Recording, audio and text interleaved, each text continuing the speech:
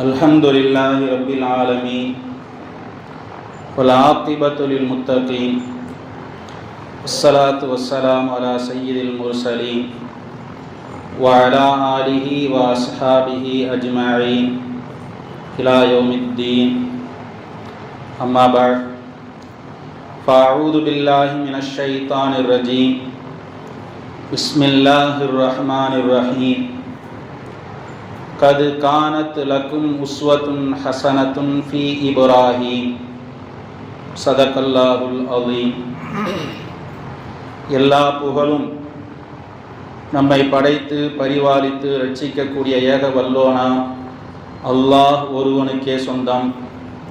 அவனது ஸலவாத் என்னும் கருணையும் சலாம் என்னும் சாந்தியும் ஈருலக தூதர் நம் உயிரினும் மேலான கண்மணி நபிகள் நாயகம் ஸல்லல்லாஹு அலைஹி வஸல்லம் அவர்கள் மீதும் அவர்களின் குடும்பத்தார், கிளையார், உற்றார், உற்ற தோழர்களாய சஹாபாக்கள், தாபியீன்கள், தபஅ தாபியீன்கள், உலகில் வாழக்கூடிய முஸ்லிம்கள், இங்கு குழுமி இருக்கக்கூடிய இன்னும் வர இருக்கக்கூடிய நம் அனைவர் மீதும் என்றென்றும் நின்று நிலவட்டுமாக என்று துஆ செய்தவனாக இந்த ஜும்மா உரையை ஆரம்பம் செய்கிறேன்.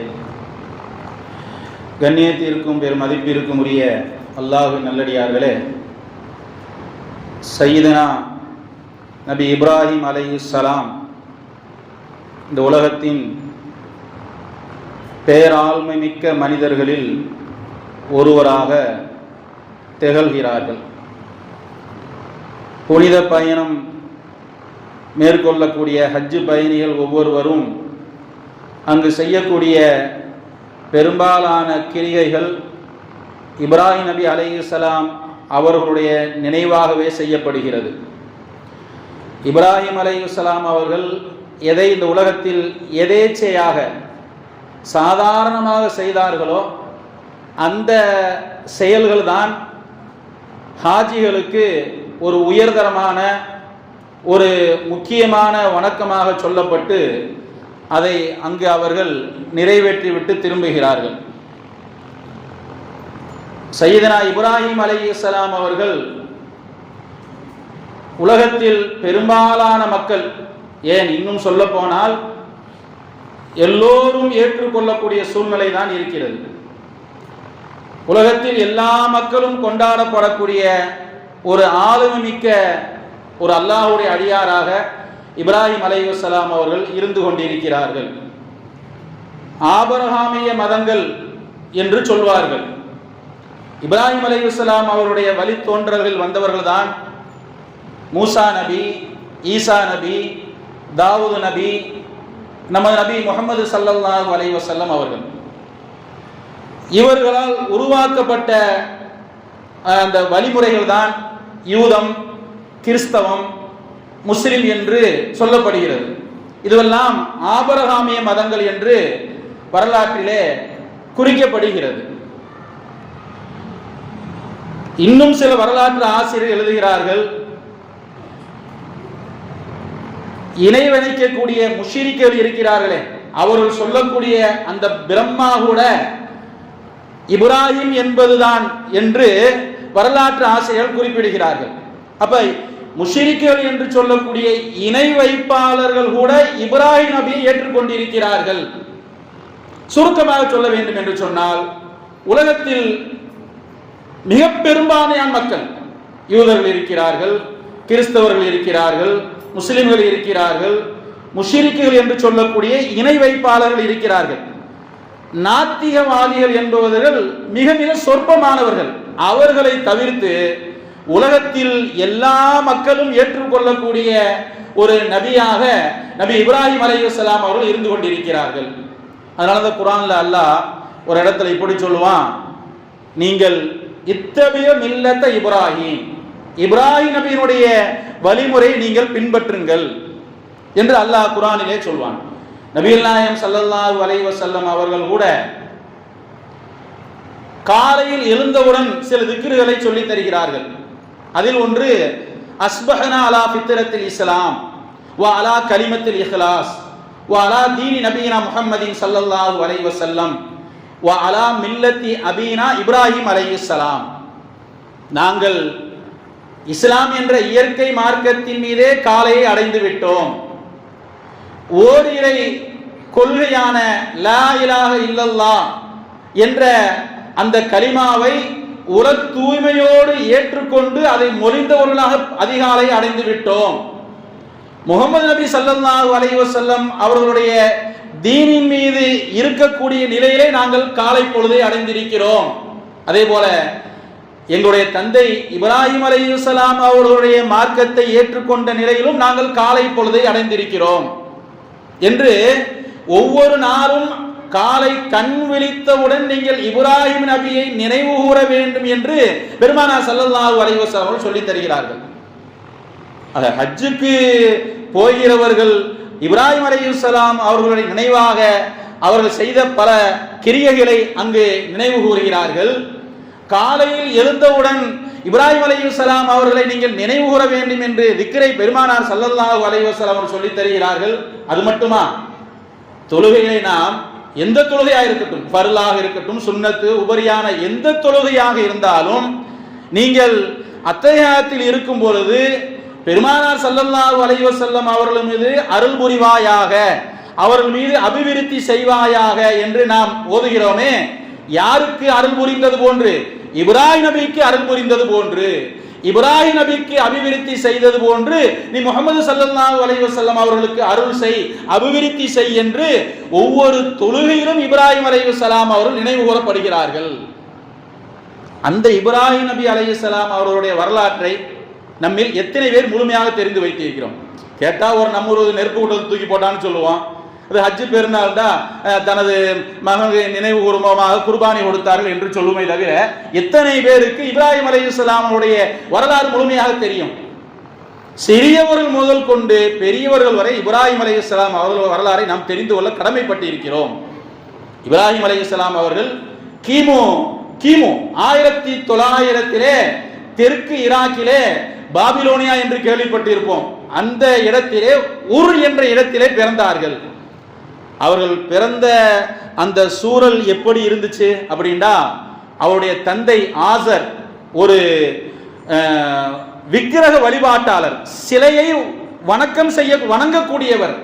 அது மட்டுமல்ல, சிலையை விற்று காசு பார்க்கக்கூடியவர். அவருக்கு இயற்பெயர் என்னவென்று சொன்னால் தாரிக், அவருடைய இயற்பெயர். ஆசர் என்பது அவருக்கு புனை பெயர். எப்படி அந்த ஆசர் என்ற பெயர் வந்தது என்றால், அவர் வழிபாடு செய்யக்கூடிய பிரதானமான ஒரு சிலைக்கு பெயர் ஆசர். எப்பொழுதுமே அதன் முன்னேதான் நிற்பார், அதையே கட்டி அழுது கொண்டிருப்பார். காலப்போக்கில் தாரிக் என்ற அவருடைய இயற்பெயர் மறைந்து ஆசர் என்ற பெயரே இப்ராஹிமுடைய தந்தைக்கு மாறிவிட்டது. அதைத்தான் அல்லாஹ் குர்ஆனில் ஆசர் என்று பிரஸ்தாபிக்கிறான். இப்ராஹிம் அலைஹிஸ்ஸலாமுடைய தந்தை இப்படித்தான் சிலைகளை விற்று தனது வயிற்றை கழுவக்கூடியவர்களாக இருந்தார்கள். இப்ராஹிம் அலைஹிஸ்ஸலாம் அவர்கள் அந்த சூழலில் தான் பிறந்தார்கள். பொதுவாகவே ஆதம் அலைஹிஸ்ஸலாம் அவர்கள் அல்லாஹ் உலகத்தில் படைத்ததற்கு பிறகு சந்ததிகள் கொஞ்சம் கொஞ்சமாக பல்கி பெருகிய பொழுது ஓரிரை கொள்கை பலமானதாக இருந்தது. காலப்போக்கில் ஆதம் அலைஹிஸ்ஸலாம் அவர்களிலிருந்து 10வது தலைமுறையில் நூஹ் அலைஹிஸ்ஸலாம் வருகிறார்கள். அந்த நூஹ் அலைஹிஸ்ஸலாம் அவருடைய தலைமுறையில தான் ஓரிரை கொள்கை என்பது மங்க தொடங்கியது. நமக்கெல்லாம் தெரியும், 950 ஆண்டுகள் இந்த உலகத்தில் இறைத்துவ பணி செய்தார்கள் நூஹ் அலைஹிஸ்ஸலாம் அவர்கள். அல்லாஹ் குர்ஆன்ல சொல்றான், ஃபமா ஆமன மஅஹு இல்லா கலீல், மிகவும் சொற்பமானவர்கள் தான் ஈமான் கொண்டார்கள், எல்லாம் ஷிர்கிலும் குஃப்ரிலும் ஊறி போய் கிடந்தார்கள். அதற்கு பிறகு அந்த சொற்பமானவர்கள் இந்த உலகத்தில் ஓரிரை கொள்கையை பரப்ப முயற்சித்து கொஞ்சம் கொஞ்சமாக பல்கி பெருகி ஓரிரை கொள்கை வளர்ந்து மீண்டும் இப்ராஹிம் அலைஹிஸ்ஸலாம் அவருடைய காலத்திலே மங்க தொடங்கியது. இமாமு தௌஹீத் யாரு? இப்ராஹிம் அலைஹிஸ்ஸலாம் அவர்கள். ஓரிரை கொள்கையினுடைய முன்மாதிரி இமாம் அவர்கள், வழிகாட்டி என்று சொல்லப்படக்கூடியவர்கள். அவர்களுடைய நேர் எதிரான கொள்கையில் இருக்கக்கூடியவர்களிடத்தில் தான் அவர்கள் பிறந்தார்கள். அந்த சூழ்நிலையில் தான் அவர்கள் வளர்ந்து ஆளாகினார்கள். சரி, சமூக சூழல் தான் இப்படி என்று சொன்னால் அரசியல் சூழல் எப்படி இருந்தது? அப்பொழுதுதான் மன்னனாக இருந்தவன் நம்ரூத் என்ற அரசன் தன்னை இறைவன் என்று பறைசாற்றி கொண்டான். இறை தன்மை தனக்கு இருப்பதாக சொல்லிக் கொண்டான். சாதாரணமா ஜனநாயகம் என்ற பெயரிலே ஓட்டு வாங்கி ஆட்சிக்கு வந்தவர்கள் சர்வாதிகாரியாக மூர்க்கத்தனமாக நடந்து கொள்வதை நிகழ்காலத்திலே பார்க்கிறோம். அப்படி என்று சொன்னால் தன்னை இறைவன் என்று சொல்லிக் கொண்டவன் எவ்வளவு கொடுங்கோலனாக இருப்பான், எவ்வளவு மூர்க்கத்தனமானவனாக இருப்பான் அந்த நம்ரூத் என்ற அரசன். அப்படிப்பட்ட அரசியல் சூழலில் தான் நபி இப்ராஹிம் அலைஹிஸ்ஸலாம் அவர்கள் பிறந்து வளர்ந்தார்கள். நாம் சொன்னோம், இப்ராஹிம் அலைஹிஸ்ஸலாமுடைய தந்தை ஒரு சிலை வணங்கி விக்கிரகத்தை செய்து விற்பனை செய்யக்கூடியவர். இப்ராஹிம் அலைஹிஸ்ஸலாம் அவர்களுக்கு விவரம் தெரியக்கூடிய வயது வந்ததற்கு பிறகு அந்த எந்த இப்ராஹிம் இமாமு தௌஹீத் ஓரிரை கொள்கையினுடைய வழிகாட்டி முன்மாதிரி என்று சொல்கிறோமோ அந்த இப்ராஹிம் நபியிடத்திலே அத்தா என்ன செய்யறாரு, இந்த சிலையை கொண்டு போய் நீ ஊர்ல வித்துட்டு வான்னு சொல்லி அனுப்புறாரு. இப்ராஹிம் அலைஹிஸ்ஸலாம் அவர்களுக்கு அதன் மீதெல்லாம் ஆர்வம் இல்லை. இதெல்லாம் பொய், இது உண்மையில்லை என்பதை நன்கு புரிந்து வைத்திருந்தார்கள். இறைவன் ஒருவன் இருக்கிறான் என்பதில் ஆழமாக கொள்கை உறுதிப்பாடு உடையவராக இருந்தார்கள். இருந்தால் என்ன செய்வது, அத்தா கொடுத்துட்டாரு. அதை வாங்கிட்டு போயிட்டு தெருவெல்லாம் கூவிட்டு போனாரு. சிலை வாங்குறோம், யார் இருக்கிறீங்களா, யார் இருக்கிறீங்களா, இதுக்கு வாய் இருக்கு பேசாது, கண் இருக்கும் பார்க்காது, காது இருக்கும் கேட்காது, இது நன்மையும் செய்யாது தீமையும் செய்யாது, எதுக்கும் உதவாது, யார் வாங்குவான்? யாருமே வாங்கல. அது மட்டுமல்ல, என்ன செஞ்சாங்க, அத்தாட்ட போட்டு கொடுத்தாங்க. என்னப்பா உன் மகன்கிட்ட வியாபாரம் சொல்லி நீ அனுப்பிச்சா அவரு வியாபார தந்திரத்தோட ட்ரிக்ஸோட விற்கலையே, விற்பனை செய்ய கூடாது என்கிற அளவிற்கு அவர் இப்படி எல்லாம் சொல்லியில விற்கிறாரு அப்படின்னு சொன்ன உடனே மகன் வீட்டுக்கு வந்தாரு. என்ன மகனே, உன்னை விற்க சொல்லி அனுப்பிச்சா நீ இப்படி சொல்லி விற்க போனா யார் வாங்குவா அப்படின்ட்டு. இப்போதுதான் இப்ராஹிம் அலைஹிஸ்ஸலாம் அவர்களுக்கு தந்தைக்கு அழைப்பு பணி செய்யக்கூடிய ஒரு வாய்ப்பு கிடைத்ததாக கருதினார்கள். தந்தைக்கு அழைப்பு பணி, ஓரிரை கொள்கையின் பக்கம் இஸ்லாமின் பக்கம் அழைக்கக்கூடிய ஒரு வாய்ப்பு கிடைத்ததாக கருதி தந்தை இடத்தில் சொன்னாங்க, யா அபத்தி இன்னி கது ஜாஅனி மினல் இல்ம், நீங்க இதை வித்துட்டு வர சொல்றீங்க, ஆனா எனக்கு அதுல விருப்பம் இல்லை, அதனால நான் என்ன செஞ்சேன், உண்மையை சொல்லி வித்தேன், நீங்க பெருசா நினைச்சுக்கிட்டு இருக்கீங்க, ஆனா இது பற்றி தெரியாத ஞானம் எனக்கு இருக்குது. இது சம்பந்தமாக, இது சிலை சம்பந்தமாக, அதை வணங்குவது சம்பந்தமாக, விற்பது சம்பந்தமாக நான் சொல்வதை நீங்கள் கேளுங்கள். ஃபத்தபிஉனி அஹ்திக சிராத்தன் சவியா, நான் உங்களை நேரான வழியில் செலுத்தாட்டுவேன், நேரான வழியில கொண்டு போவேன்னு சொன்னார். ஏத்துக்குருவாரா? காலங்காலமா நான் என்ன செஞ்சுட்டு வரேன், முன்னோர்கள் மூதாதையர்கள் சிலைகளை வணங்கி கொண்டு வருகிறார்கள், அதுதான் பெருமை. அது மட்டுமல்ல, அந்த ஆசர் ஒரு பூசாரி, எல்லா சிலைகளுக்கும் பூசை புனஸ்காரம் செய்யக்கூடியவர், கும்பாபிஷேகம் நடத்தக்கூடியவர். அவர்கிட்ட போய் இதெல்லாம் நீ வணங்க கூடாது, இது சம்பந்தமா எனக்கு சில செய்திகள் இருக்கு அப்படின்னு சொன்னா எப்படி ஏத்துக்குருவாரு? இதுல ஒரு பாடம் நமக்கு என்னண்டா, அழைப்பு பணி செய்யக்கூடியவர்கள் எப்படி பண்பாக நடந்து கொள்ள வேண்டும். இன்னைக்கு அத்தாரத்தை சொல்றாரு, என்ன சொல்றாருங்க, இன்னைக்கு அத்தாட்ட எப்படி நடந்துக்கிறாங்க பிள்ளைய, அட போத்தா உனக்கு ஒன்றும் தெரியாது, உனக்கு பொது அறிவே இல்லை அப்படிங்கிற மாதிரி என்ன செய்யறாங்க, மனம் நோகும்படி பேசக்கூடிய நிலையை தான் பார்க்கிறோம். ஆனா அத்தாட்ட என்ன பேசுறாங்க இப்ராஹிம் அலைஹிஸ்ஸலாம், உங்களுக்கு சில விஷயங்கள் தெரியாம இருக்கலாம், அது எனக்கு தெரியும், நான் சொல்றது வழி கேட்டீங்கன்னா நீங்க நேரான வழியில் செல்வீர்கள், பண்பான வார்த்தையை பேசினார்கள். அதே போலதான் அழைப்பு பணி செய்யக்கூடியவர்கள் பண்பான குணத்தோடு பிறரிடம் நடந்து கொண்டால் அவர்களுக்கு மார்க்கத்தின் பக்கம் ஈர்ப்பு வரும். சரி, மகன் சொன்னார்ல இது தவறு, இது சம்பந்தமா எனக்கு சில அறிவு இருக்கு, அதை சொல்றேன், நேரான வழியில் நடப்பீங்க அப்படின்னு சொன்னார்ல, அத்தாவோட ரியாக்ஷன் எப்படி இருந்துச்சுங்க? ஏத்துக்கிட்டாங்க. என்ன சொன்னாருங்க, கால அராகிபுன் அன்த அன் ஆலிஹதி, என்ன முன்னோர்கள் வணங்கி வந்த எனது இந்த தெய்வங்களை நீ புறக்கணிக்கிறீரா, நீ வெறுக்கிறீரா? கூடாது, என்னுடைய வழியில் தான் இருக்க வேண்டும் சொன்னாரே. அத்தா ல இல்லம் தன்தஹி, இப்படி சொல்றத நீ விடவில்லை என்று சொன்னால், நீ உன்னை மாற்றிக்கொள்ளவில்லை என்று சொன்னால், ல அர்ஜுமன்னக, நான் உன்னை கல்லால் அடிப்பேன். சொன்னது மட்டுமல்ல, வஹுஜுர்னி மலியா, நீ என்னை விட்டு போயிருந்தார். இங்கும் நமக்கு ஒரு பாடம் இருக்கிறது. ஈமான் கொண்டவர்களிடத்திலிருந்து பண்பான வார்த்தைகள் வெளிவர வேண்டும். இப்ராஹிம் அலைஹிஸ்ஸலாம் அப்படித்தான் வெளிவந்துச்சு. அத்தா இடத்தில் சொல்லும் போது கூட நயமாக சொன்னார். ஆனா அத்தா ஈமான் இல்லாத எப்படி பேசுறாருங்க? கரடு முரடாக பேசுகிறார். அப்ப ஈமான் கொண்டவர்களிடத்திலிருந்து பண்பான குணமான நல்ல வார்த்தைகள் வர வேண்டும். சரி, அத்தா அப்படி சொல்லிட்டாரு. அத்தாவுக்கு கோபம் வந்துச்சா? அப்பையும் கூட இப்ராஹிம் அலைஹிஸ்ஸலாம் அவர்களுக்கு அத்தாட்ட கோபம் வரல. அப்ப என்ன சொன்னாங்க தெரியுமா? சரி, அத்தா போக சொல்லிட்டாரு, என்ன செய்யறது? சலாமுன் அலைக், அஸ்ஸலாமு அலைக்கும், நான் போறேன் அப்படின்னு சொல்லிட்டு அப்பையும் சொன்னாரு, சஅஸ்தக்ஃபிரு லக்க ரப்பி, உங்களுக்காக என்னுடைய ரப்பிடத்தில் நான் இஸ்திக்ஃபார் செய்வேன், பாவ மன்னிப்பு தேடுவேன்.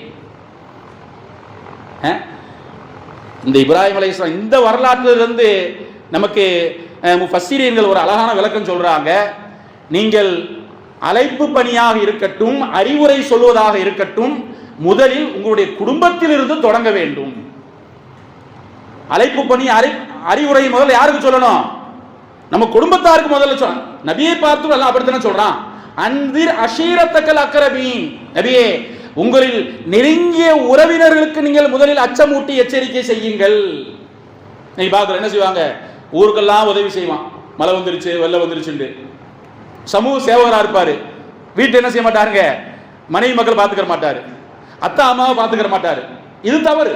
முதல்ல யாருக்கு தான் கவனிக்கணும். அதனாலதான் மார்க்கம் சொல்லுது, உதவி செய்தவராக இருந்தால் முதலில் உனது உறவுக்காரரான உடன் பிறந்தாரை பார், அதற்கு பிறகு அடுத்த உறவு முறையை பார், அதற்கு பிறகு அக்கம் பக்கம் அண்ட அயலாரை பார் என்று மார்க்கம் சொல்கிறது.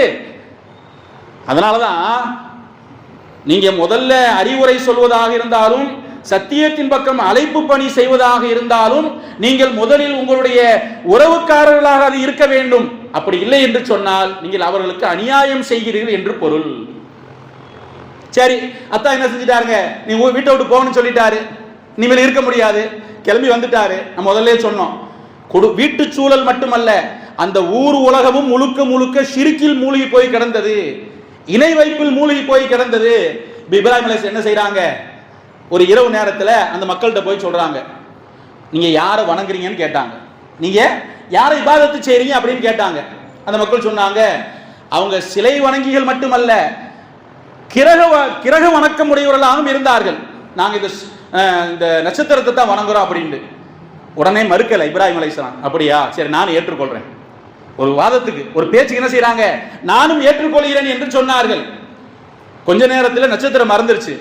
இப்ராஹிம் அலைஹிஸ்ஸலாம் சொன்னாங்க, இன்னி லா உஹிப்புல் ஆஃபிலீன், மறையக்கூடியதை நான் பிரியப்பட மாட்டேன், அது எனக்கு நினைவுல இருக்க முடியாது. மீண்டும் கேட்டாங்க, நீங்க எதை வணங்குவீங்க? நான் இந்த சந்திரனை வணங்குவோம், அதுவும் ஒரு நேரம் குறிப்பிட்ட நேரம் வரைக்கும் தான் இருக்கும், அதுவும் மறைஞ்சு போச்சு. அப்பயும் இப்ராஹிம் அலைஹிஸ்ஸலாம் சொன்னாங்க, இது எனது நினைவராக இருக்க முடியாது. அவங்க மீண்டும் சொன்னாங்க, இந்த சூரியன் தான் எங்களுடைய கடவுள்னு சொன்னாங்க. ஆமா ஆமா, ரொம்ப பெருசா இருக்கு, அக்பர், ஹாதா அக்பர், இது கடுமையான வெப்பத்தை கொடுக்குது, தாக்கத்தை ஏற்படுத்தும். ஆமா, ஒரு பேச்சுக்கு வாதத்துக்கு என்ன செஞ்சாங்க? ஆமா ஆமா, இது கடவுள் தான் ஏத்துக்கிட்டாங்க. அது எவ்வளவு நேரம் இருக்கும்? ஒரு நேரத்துக்கு மறைஞ்சுதானே ஆகணும். அதுவும் மறைஞ்சு போச்சு. அப்பதான் சொன்னாங்க இப்ராஹிம் அலைஹிஸ்ஸலாம், அல்லாஹ் குர்ஆன்ல சொல்றான், இன்னி வஜ்ஜஹ்து வஜ்ஹிய லில்லதி ஃபதரஸ் ஸமாவாதி வல் அர்ல ஹனீஃபா, முன்மாதிரி இல்லாமல் இந்த பூமியையும் இந்த வானத்தையும் படைத்தானே அவனையே நான் முகம் நோக்குகிறேன், முன்னோக்குகிறேன். வஜ்ஜஹ்து அப்படி என்ன செஞ்சாங்க? ஓரிரை கொள்கையை, ஒருவன் தான் இறைவன் என்பதை அந்த மக்களுக்கு மத்தியிலே எடுத்து சொன்னார்கள், உணர்த்தினார்கள். இப்ப சும்மா விடுவாங்களா அந்த மக்கள்? என்ன செஞ்சாங்க? இப்பதான் ஆளை புடிச்சு கொண்டு போய் என்ன செய்யறாங்க? அரசன் யாரு? நம்ரூத் இருந்தானா இல்லையா? நம்ரூத் முன்னாடி நிறுத்துறாங்க. இந்தாங்க புதுசா என்னவோ சொல்றாருங்க இவரு, கேளுங்க அப்படின்ட்டு. என்னப்பா என்ன சொல்ற? ஹல்லக மின் இலாஹின் கைரி, எல்லா மக்களும் என்னைத்தானே கடவுளை ஏத்துக்கிட்டு இருக்காங்க, உனக்கு மட்டும் என்ன வந்துச்சு? நான் உனது இறைவன் இல்லையா அப்படின்னு கேட்டாங்க. நீங்க யாரு? எனக்கு இறைவன் கிடையாது. அப்போ ஒரு இறைவன் யாரப்பா? இப்ராஹிம் அலைஹிஸ்ஸலாம் சொன்னாங்க, ரப்பி அல்லதி யுஹ்யி வ யுமீத், எனது இறைவன் உயிரை கொடுப்பான், குறிப்பிட்ட காலம் முடிந்ததற்கு பிறகு அந்த உயிரை எடுப்பான் அப்படின்னு சொன்னாங்க. அப்படித்தானே? உயிரை கொடுத்து உயிரை எடுத்தா நீ கடவுளை ஏத்துக்கிற, இறைவனா ஏத்துக்கிற, அப்படித்தானே? என்னாலும் அதை செய்ய முடியும்னு சொல்லி என்ன செஞ்சான்? சிறையில் இருந்த தூக்கு தண்டனை கைது 2 பேரை கொண்டு வர சொன்னான். வர சொல்லி ஒருவனை நான் ரிலீஸ் பண்ணிட்டேன், உயிரை கொடுத்துட்டேன். இன்னொருத்தர் என்ன செஞ்சாங்க? தூக்கு தண்டனை கொடுத்து உயிரை எடுத்து விட்டேன்னு சொன்னான். நீ இப்படி வர்றியா, உன்னை எப்படி நான் மறக்கிறேன் பாருண்டு இப்ராஹிம் அலைஹிஸ்ஸலாம் சொன்னாங்க, எனது இறைவன் கிழக்கிலிருந்து சூரியனை உதிக்க செய்கிறான், நீ உண்மையிலே இறைவனாக இருந்தால் மேற்கிலிருந்து ஃபஹ்தி பிஹா மினல் மக்ரிப், சூரியனை கொண்டு வா அப்படின்னு சொன்னாங்க. என்ன செய்ய முடியுங்க? குர்ஆன் அல்லாஹ் சொல்றான், ஃபபுஹித்தல்லதி கஃபர், இறைவனை நிராகரித்து வாழ்ந்த நம்ரூத் என்ன செஞ்சாங்க? வாயடைத்து போய்விட்டான். சொல்லுவாங்கல்ல, கீழே விழுந்தும் மீசையில மண் ஓட்டலன்னு கதையா. என்ன சொன்னாங்க? சரி சரி, இவர் ஒரு மாதிரியா பேசிக்கிட்டு இருக்காரு, இவர்கிட்ட யாரும் பேச்சுவார்த்தை வச்சுக்கிறாதீங்க, யாரும் எந்த சம்பந்தம் வச்சுக்கிறாதீங்க, இவரை ஊரை விட்டு ஒதுக்கி வச்சிருங்க அப்படின்னு சொல்லிட்டு செஞ்சாங்க, கதையை முடிச்சுட்டான். இது ஒரு கட்டமா. அடுத்து இப்ராஹிம் அலைஹிஸ்ஸலாம் அவர்கள் ஓரிரை கொள்கை அந்த மக்களுக்கு மத்தியில் எடுத்து சொல்வதில் நிற்கவே இல்லை, யாருக்கும் பயப்படல. எல்லாம் ஒரு நாள் திருவிழா, வருஷம் நடக்கும். அந்த திருவிழாவுக்கு எல்லாம் போறாங்க. இப்ராஹிம் நபியை கூப்பிட்டாங்க, நீங்கள் வாங்க அப்படின்ட்டு. இப்போ அவர் சொன்னாரு, ஃபகால இன்னி சகீம், நான் பேஷண்ட், நான் நோயாளியா இருக்கேன், வர முடியாதுன்ட்டாரு. ஊர்ல எல்லாம் போயிட்டாங்க திருவிழாவுக்கு, ஒரு குறிப்பிட்ட இடத்துக்கு போய் திருவிழாவுக்கு போயிட்டாங்க. எல்லாம் போனதற்கு பிறகு இவர்கள் முழுக்க சிலை வணங்கிகளா இருக்கிறாங்களா இல்லையா, சிலை ஆராதனை செய்யக்கூடியவர்கள். ஒரு இடத்துல சிலைகள் மொத்தமா வைக்கப்பட்டிருந்துச்சு, ஒரே இடத்துல மொத்தம் வைக்கப்பட்டிருந்துச்சு. இவர் என்ன செஞ்சாருங்க? இப்ராஹிம் அலைஹிஸ்ஸலாம் கோடாரி கொண்டு போய் எல்லா சிலைகளையும் கொத்தி கீழே விழ வச்சுட்டு ஒரு பெரிய சிலை இருந்துச்சு, அதுல அந்த கோடாரியை மாட்டி விட்டுட்டாரு.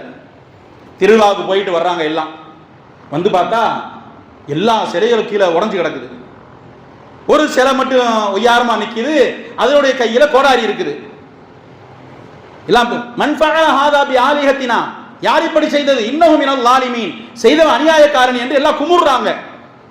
கையில கிடைச்சா செத்தாங்கிற மாதிரி பேசுறாங்க, யார் செஞ்சது யார் செஞ்சது. அப்ப எல்லாம் கூட்டத்தில் இருந்தவங்க, புதுசா ஒருத்தர் வந்திருக்காருல்ல, அவர் தான் நான் இறைவனுக்கு இணை வைக்க மாட்டேன், சிலைகளை வணங்க மாட்டேன், நான் ஒரு இறைவன் ஒருவன் சொல்லிக்கிட்டு இருக்காரு. கீழலகு இப்ராஹிம், அந்த இப்ராஹிமா தான் இருக்கும்னு சொல்லப்பட்டுச்சு. இப்ராஹிம் கூட கேட்டாங்க, மன் ஃபஅல ஹாதா யா இப்ராஹிம், இப்ராஹிமே இது யார் செய்தது அப்படின்ட்டு. ஏன்டா கேக்குறீங்க? ஹாதா கபீருகும், இந்த பாசு நிக்கிறாரு, அவர்கிட்ட கேளுங்க. என்ன சொன்னாரு? பாசு எல்லாம் அடிப்பொடியெல்லாம் போயிருச்சு, இந்த பாசு நிக்கிறாரு, பெரிய சிலை நிக்கிற, அவர்கிட்ட கேளுங்க அப்படின்ட்டு. ஆமாமா கேட்கணும் கேட்கணும் எல்லாம் அப்படித்தானே. ஒரு பிரச்சனை நடக்குது, ஓடி போய் பார்த்தா பாசே செஞ்சது என்ன செய்ய முடியும்? அப்படி ஆகி போச்சு. இப்ப பதில் சொல்ல முடியல. கடைசி யோசிச்சு அப்பதான் கொஞ்சம் யோசிச்சு பாக்குறாங்க, இதே சிலை எப்படா, கல் எப்படா செய்ய, நம்ம தானே செஞ்சோம், இது எப்படி எல்லாத்தையும் கீழே விழுத்தாட்டும். அப்படி என்ன செஞ்சாங்க? இப்ராஹிம் அலைஹிஸ்ஸலாம் நபியிட்ட கேட்டாங்க, டேய் எப்படிப்பா அது சிலை போய் ஒரு கல்லு போய் இதை செய்ய அப்படின்னு சொன்ன உடனே இப்ராஹிம் அலைஹிஸ்ஸலாம் புடிச்சுக்கிட்டாங்க. அல்லாஹ் சொல்றான், உஃபில் லக்கும், இப்ப புரியுதா அது செய்யாதுன்னு. வலிமா தஅபுதுன மின் தூனில்லாஹ், அப்படி இருக்க அல்லாஹ் அல்லாத இந்த சிலைகளை ஏன் வணங்குகிறீர்கள் கேள்வி கேட்டாங்க. இந்த சிலைகளை வணங்குறீங்க கேள்வி கேட்டாங்க. நல்லா யோசிச்சு பாருங்க, ஒரு தனி மனிதன், ஒன்லி ஒன் பெர்சன் தான் அவரு, அவர் மட்டும்தான் ஓரிரை கொள்கையில் உறுதியாக இருக்கிறார். ஊரும் உலகமும் அவருக்கு எதிராக இருக்கிறது, தயங்கவில்லை, பயப்படவில்லை. சொன்னாரு, அப்புறம் அதை போய் வணங்குறீங்க, கல்லையும் மண்ணையும் வணங்கிக்கிட்டு இருக்கீங்க, அல்லாஹ்வை நீங்க வணங்க வேண்டாமா என்று கேட்டார். கடைசி என்ன ஆச்சுங்க? பொதுவா இப்ராஹிம் அலைஹிஸ்ஸலாம், பொதுவா நபிமார்கள் பொய் சொல்ல மாட்டாங்க, நபிமார்கள் பொய் சொல்ல மாட்டாங்க. கால இன்னி சகீம்னு சொன்னாரா இல்லையா, நான் நோயாளியா இருக்கின்றேன். அதுக்கு என்ன விளக்கம் தெரியுமா? நோய்ங்கிறது உடல் நோய்ங்கிறது ஒன்று இருக்கு, உள்ள நோய்ங்கிறது ஒன்று இருக்கு. இப்ராஹிம் அலைஹிஸ்ஸலாம் அவர்கள் இப்படி படைத்த ஒருவன் இருக்க படைப்பினங்களை வணங்குகிறார்கள் என்று மனம் வெந்து மிகவும் காயப்பட்டவர்களாக இருந்தார்கள். அப்ப என்ன செஞ்சாங்க? அதுதான் சொன்னாங்க, நான் உள்ளத்தளவுல என்ன நோயாளியா இருக்கிறேன் அப்படின்ட்டு. ரெண்டாவது, இப்ராஹிம் அலைஹிஸ்ஸலாம் கேட்டாங்கல்ல, யார் அந்த சிலையெல்லாம் உடைச்சதுன்னு. இப்ராஹிம் யாரை கை காட்டினாங்க? விரலை நீட்டி உன் பாஸ்ட கேளுன்னு சொன்னாங்க.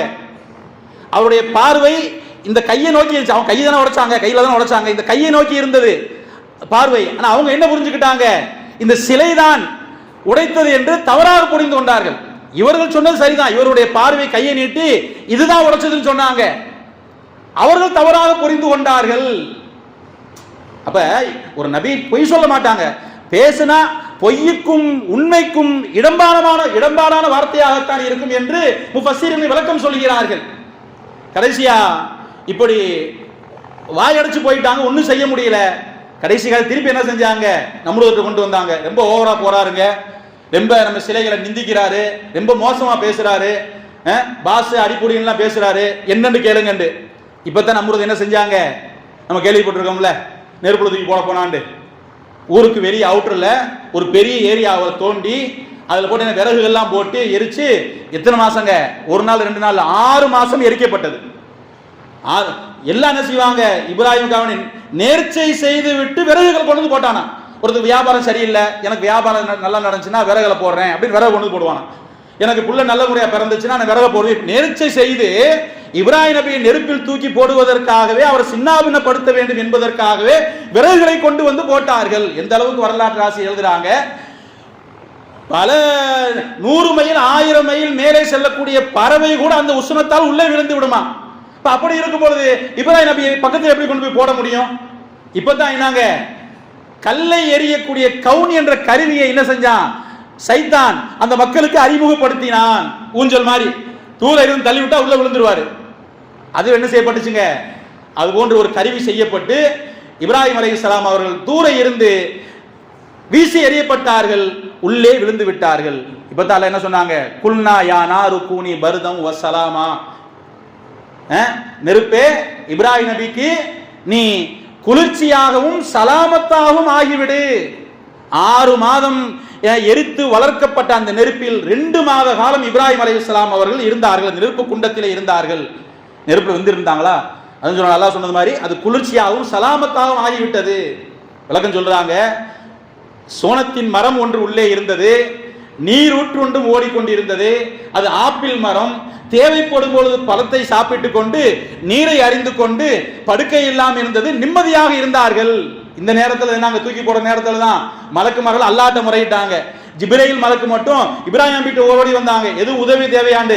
அப்பத்தான் சொன்னாங்க, ஹஸ்பி அல்லாஹ் வ நிஅமல் வக்கீல், அல்லாஹ் எனக்கு போதுமானவன், அவன்தான் சிறந்த பாதுகாவன் என்று சொன்னார்கள். இப்ராஹிம் நபி அலைஹிஸ்ஸலாம் அவருடைய பொதுவா சத்தியம் என்பது பெரும்பான்மையான மக்களிடத்தில் தான் இருக்கும் என்பதல்ல. சத்தியம் என்பது நீங்க அப்படித்தான் நினைச்சிருக்கோம், பெரும்பான்மை எங்கிட்டு இருக்கோ அங்கிட்டு தாப்பா. ஒரு 20 பேர் ஒரு குழுவா இருப்பாங்க, ஒரு நிர்வாகமா இருப்பாங்க. 19 பேர் சொல்லிட்டு என்ன செய்வாங்க, அசத்தியத்தை சொல்லிட்டாக்க ஒரு ஆள் என்ன செய்வாங்க, சரி சேர்ந்து சொல்லிட வேண்டியதான், நம்மளை ஒதுக்கிடுவாங்க. அப்படித்தானே சொல்றோம். ஊரே ஒரு விஷயத்துல ஒன்னா இருக்கும், தவறுன்னு தெரியும், ஒருத்தர் என்ன செய்வாங்க, வேணாம்ப்பா நம்மளை தனிமைப்படுத்திடுவாங்க, நம்ம பலகீனமாக்கிடுவாங்க. அப்படித்தானே யோசிக்கிறோம். உண்ணும் உணவில் மண் விழுந்து விட வேண்டும் சிந்திக்கிறோமா இல்லையா? அப்ப சத்தியம் என்பது பெரும்பான்மையிடத்தில் இருக்கும் என்பது கிடையாது. தனி ஒரு மனிதனாக இருந்தாலும் அவரிடத்தில் தான் சத்தியம் இருக்கிறது. இப்ராஹிம் அலைஹிஸ்ஸலாம் அவர்கள் தான் தனி ஒரு ஆளாக இருந்தாங்க, சத்தியம் அவரிடத்தில் இருந்தது, அல்லாஹ் அவர்களுக்கு உதவி செய்தான். இப்ப சத்தியம் என்பது என்னங்க, பெரும்பான்மையான மக்களிடத்தில் இருக்கும் என்பது அது தவறான எண்ணம், அது தவறான சிந்தனை. அப்ப இப்ராஹிம் அலைஹிஸ்ஸலாமுடைய வாழ்க்கையில் நமக்கு கிடைக்கக்கூடிய பாடம் படிப்பினை என்ன? முதலாவது, அத்தா இடத்துல பேசும்போது நாங்க கண்ணியமான வார்த்தையில பேசினாங்க. தாவா பணி செய்யும் பொழுது நல்ல குணங்களை பண்புகளை வெளிப்படுத்த வேண்டும். அடுத்தபடியாக ஈமான் கொண்டிருக்கிறோம் என்று சொன்னால் ஈமான் உள்ளவர்களிடத்தில் இருந்து நல்ல வார்த்தைகள் நல்ல பேச்சுக்கள் வர வேண்டும். அதே போல நமக்கு பிடிக்கவில்லை என்று சொன்னால் அது அத்தாவாக இருந்தாலும் கூட நல்ல முறையில் அவர்களிடத்தில் சொல்லிவிட்டு வெளியேறிவிட வேண்டும். அதே போல சத்தியத்தில் உறுதியாக இருக்க வேண்டும். இதுவெல்லாம் என்னங்க, இப்ராஹிம் அலைஹிஸ்ஸலாம் அவருடைய வாழ்க்கையிலிருந்து கிடைக்கக்கூடிய நமக்கான படிப்பினைகள். அதனால தாங்க ஊர் உலகமே ஒன்றாக நின்றாலும் தனி மனிதனாக இப்ராஹிம் நபி இருந்தாங்கல்ல, என்ன சொல்றான், தனி மனிதர் சொல்றானா, கான உம்மத்தன் காணித்தல் இல்லாங்கிற அல்லாஹ், அல்லாஹ்விற்கு வழிபடக்கூடிய ஒரு சமுதாயமாக இப்ராஹிம் இருந்தார். அல்லாஹ் ஒரு தனி மனிதன் என்ன சொல்றாங்க, ஒரு சமுதாயம் என்று குறிப்பிடுகிறான். இப்ப தனி மனிதராக இருக்கலாம், ஆனா காலப்போக்கில் புரிந்து சத்தியத்தை ஏற்று அந்த சத்தியம் வளரும், உலகத்தில் வியாபிக்கும். அப்பொழுது எல்லோரும் ஓரிரை கொள்கையின் மீது வந்து விடுவார்கள் என்ற அடிப்படை என்னன்னு சொல்றாங்க. இப்பொழுது இவர் சத்தியத்தின் விதையை விதிக்கிறார், அதனால் இவர் ஒரு சமுதாயம் என்று அல்லாஹ் குறிப்பிடுகிறான். ஆக இப்ராஹிம் அலைஹிஸ்ஸலாம் அவருடைய ஆரம்ப கால வரலாறு இப்படித்தான் இருந்தது. நேரம் இன்மையின் காரணமாக இன்ஷா அல்லாஹ் அடுத்த இப்ராஹிம் அலைஹிஸ்ஸலாம் வரலாறு எப்படி இருந்தது என்பதை இன்ஷா அல்லாஹ் அடுத்த வாரம் பார்ப்போம். எல்லாம் வல்ல அல்லாஹ் இப்ராஹிம் அலைஹிஸ்ஸலாம் வாழ்க்கையிலிருந்து கிடைக்கக்கூடிய பாடங்களை படிப்பினை பின்பற்றி நாமும் அல்லாஹ்விற்கு உகந்த அடியார்களாக வாழ்வதற்கு முயற்சிப்போமாக. அதற்குண்டான தௌஃபீகை அல்லாஹ் நமக்கு செய்வானாக. வாஹிர் தாவானா அல்ஹம்துலில்லாஹி ரப்பில் ஆலமீன். சுன்னத்துல்லாஹ் சுன்னத்துல்லாஹ்.